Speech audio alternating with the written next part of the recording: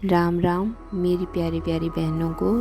आज हम विष्णु के कछवे अवतार के बारे में पढ़ेंगे और साथ ही पढ़ेंगे विष्णु अध्याय का दूसरा लेसन। आइए शुरू करते हैं। कच्छप अवतार। कुरम अवतार को कच्छप अवतार या कछवा अवतार भी कहते हैं। कुरम अवतार में भगवान विष्णु ने क्षीर सागर के समुद्र मंथन के समय मंदर पर्वत को अपने कवच पर संभाला था। इस प्रकार भगवान विष्णु मंदर पर्वत और वासुकी नामक सर्प की सहायता से देवों एवं असुरों ने समुद्र मंथन करके 14 रत्नों की प्राप्ति की। इस समय भगवान विष्णु ने मोहिनी रूप भी धारण किया था। इस समय भगवान विष्णु ने मोहिनी पद्म पुराण में वर्णन है कि इंद्र ने दुर्वासा द्वारा प्रदत्त परिजातक माला का अपमान किया तो कोपित होकर दुर्वासा ने शाप दिया, तुम्हारा वैभव नष्ट होगा। परिणाम स्वरूप लक्ष्मी समुद्र में लुप्त हो गई। तत्पश्चात विष्णु के आदेशानुसार देवताओं और दैत्यों ने लक्ष्मी को पुनः प्राप्त करने के लिए मंदराचल की मथानी और वासुकी की डोर बनाकर क्षीर सागर का मंथन किया। मंथन करते समय मंदराचल रसातल को जाने लगा तो विष्णु ने कच्छप के रूप में अपनी पीठ पर धारण किया और देव देवताओं ने समुद्र से अमृत एवं लक्ष्मी सहित 14 रत्नों की प्राप्ति करके पूर्ववर्त वैभव संपादित किया। अब हम विष्णु पुराण का अध्याय 2 शुरू करेंगे। इसे समझना इतना आसान नहीं होता, तो आप इसे समझने के लिए इसे 2 से 3 बार ज़रूर सुने, फिर आपको समझ आ जाएगा। अब हम शुरू करते हैं। श्री पराशर जी बोले, जो ब्रह्मा विष्णु और शंकर रूप से जगत की उत्पत्ति स्थिति और संहार के कारक हैं तथा अपने भक्तों को संसार सागर से तारने वाले हैं, उन विकार रहित शुद्ध अविनाशी परमात्मा सर्वदा एक रस सर्व विजयी भगवान वासुदेव विष्णु को नमस्कार है, जो एक होकर भी नाना रूप वाले हैं, स्थूल सूक्ष्म हैं, अव्यक्त और व्यक्त रूप तथा मुक्ति के कारक हैं। उन श्री भगवान विष्णु को नमस्कार है, जो विश्व रूप प्रभु विश्व की उत्पत्ति स्थिति और संहार के मूल कारक हैं। उन परमात्मा विष्णु भगवान को नमस्कार है, जो विश्व के अधिष्ठान है, अति सूक्ष्म से सूक्ष्म है, सर्व प्राणियों में स्थित पुरुषोत्तम और अविनाशी हैं, जो परमार्थ अति निर्मल ज्ञान स्वरूप हैं, किंतु अज्ञानवश नाना पदार्थ रूप से प्रतीत होते हैं तथा जो जगत की उत्पत्ति और स्थिति में समर्थ एवं उसका संहार करने वाले हैं। उन जगदीश्वर अजन्मा अक्षय और अव्यय भगवान विष्णु को प्रणाम करके तुम्हें यह सारा प्रसंग कर्म से सुनाता हूँ, जो दक्ष आदि मुनि श्रेष्ठों के पूछने पर पितामह भगवान ब्रह्मा जी ने उनसे कहा था।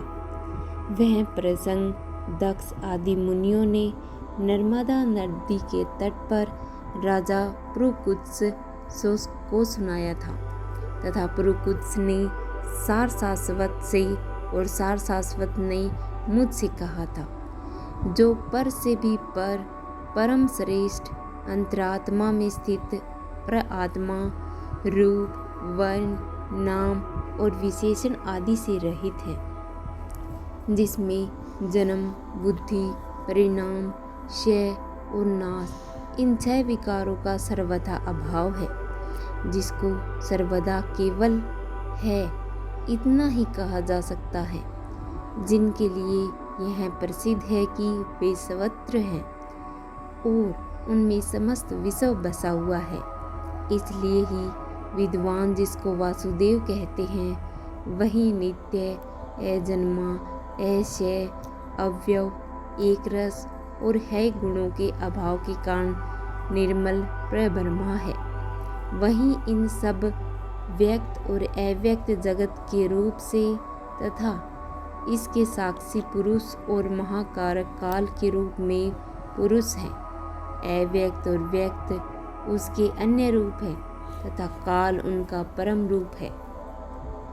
इस प्रकार जो प्रधान, पुरुष, व्यक्त और काल इन चारों से परे है तथा जिसे पंडित जन ही देख पाते हैं, वही भगवान विष्णु का परम पद है।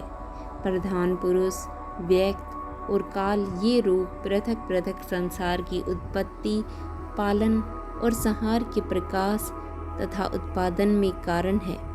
भगवान विष्णु जो व्यक्त, अव्यक्त, पुरुष और काल रूप में स्थित है, उसे उनकी बालवत कीड़ा ही समझो।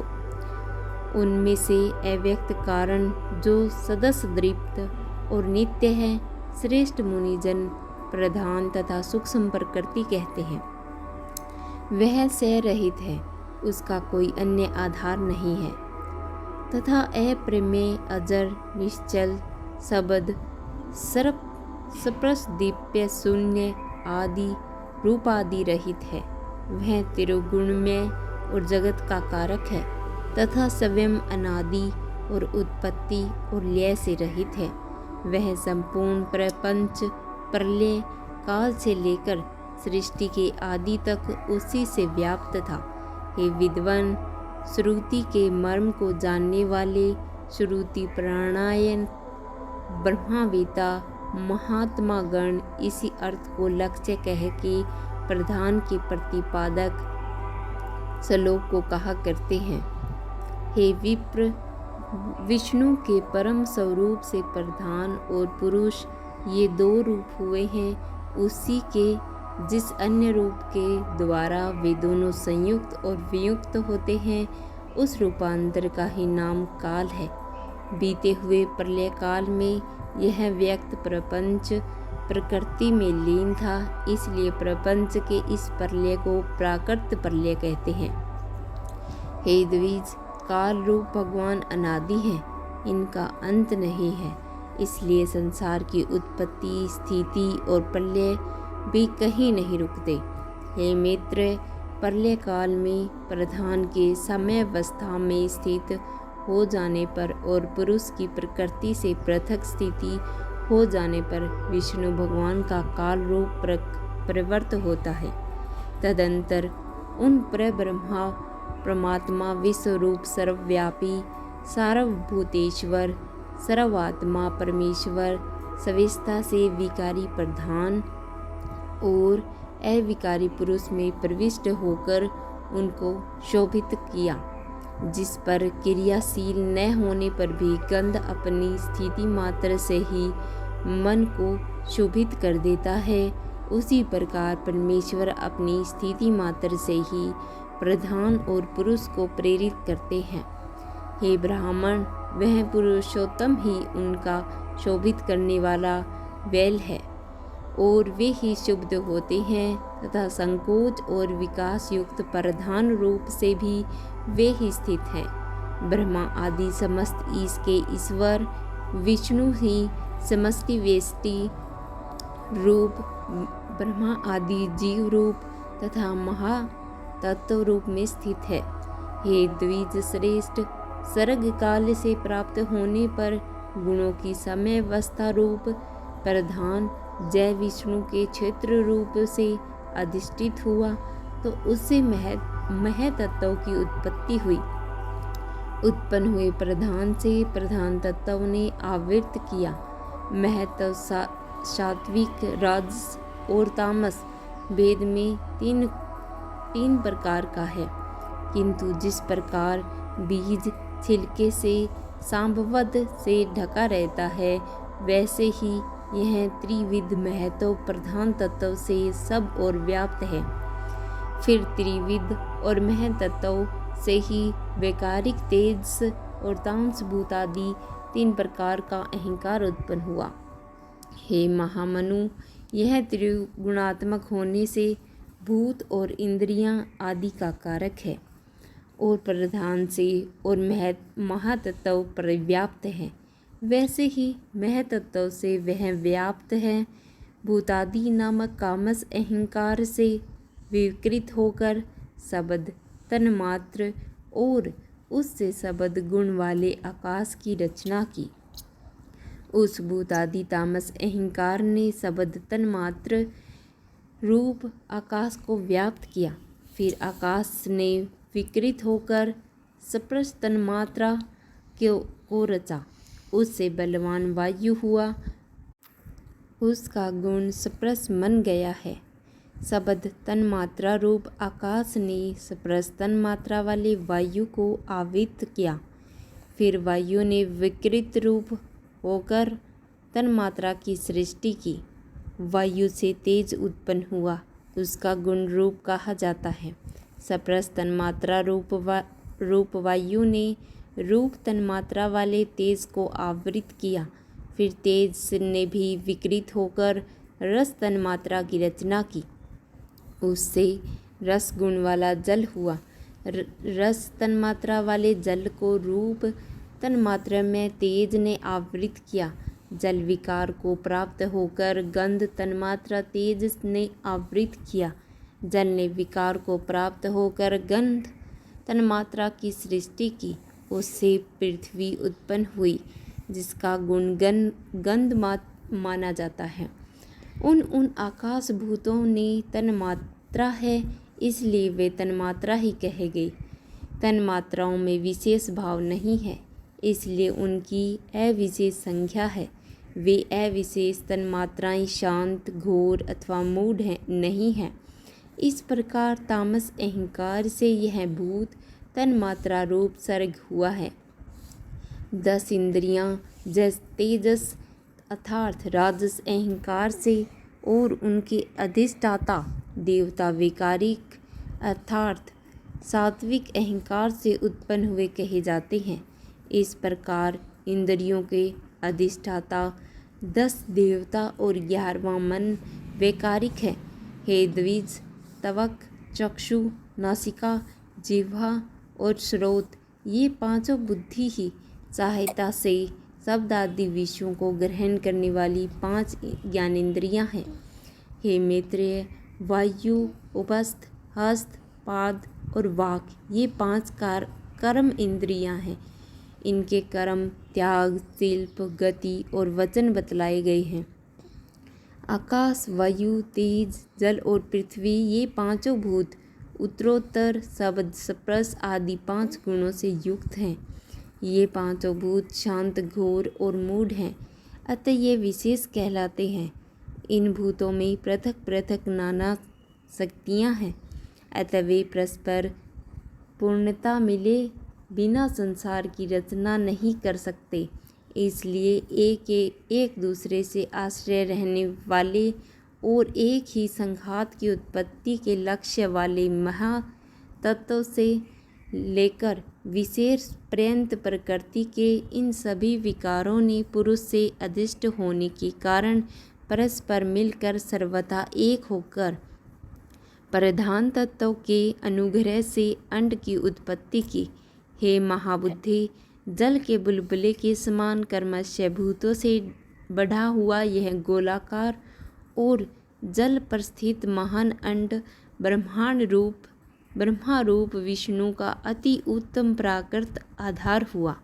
उसमें वे अव्यक्त स्वरूप जगतपति विष्णु व्यक्त हिरण्यगर्भ रूप से स्वयं ही विराजमान हुए।